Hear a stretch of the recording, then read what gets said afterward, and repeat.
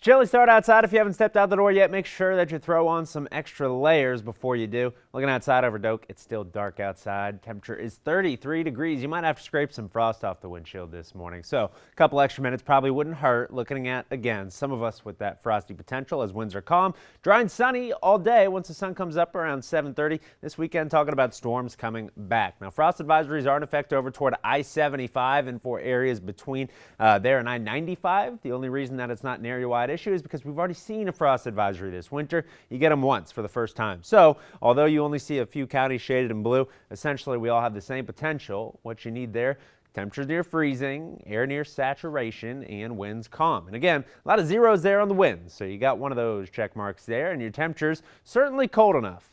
Pretty much 36 and below once you start getting up towards 37, 38. Usually not cold enough, but don't exactly have to be at 32. Live Oak is. Cross City was there at 33. Now we're at 33 in Tallahassee. That's cold. Make sure you got a jacket or a coat on. Compared to yesterday morning, if you stepped out early, on average about 9 degrees cooler. So probably noticeable if you're on the higher side of that scale. Again, chilly. This is around normal. Again, it's January, kind of what we expect this time of the year. Titan Doppler radar looking like a blank map. Bone dry. We're not seeing rain in our forecast over the next few days, although tomorrow we do have a cold front in the forecast.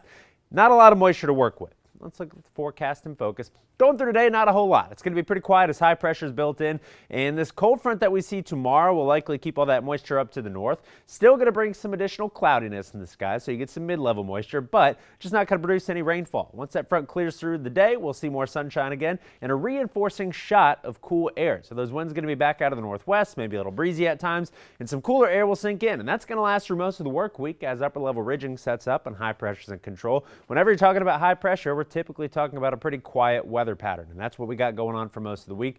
Thursday, changes arrive as you see more clouds.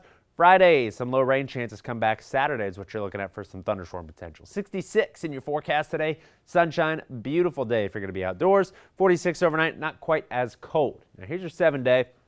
Temperatures through Thursday pretty pleasant. Highs will be in the 60s, eventually the 70s, lows in the 30s and 40s. See, it does cool down a little bit once you get that reinforcing shot of cool air. We'll see some more 30s.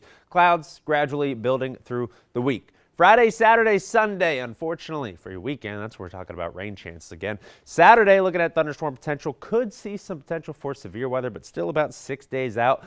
A little bit uncertain there. That's kind of far out, so we'll continue to update you through the week. But you do get some really nice weather to enjoy over the next few days. This weekend was absolutely beautiful outside. I hope you guys got to enjoy that.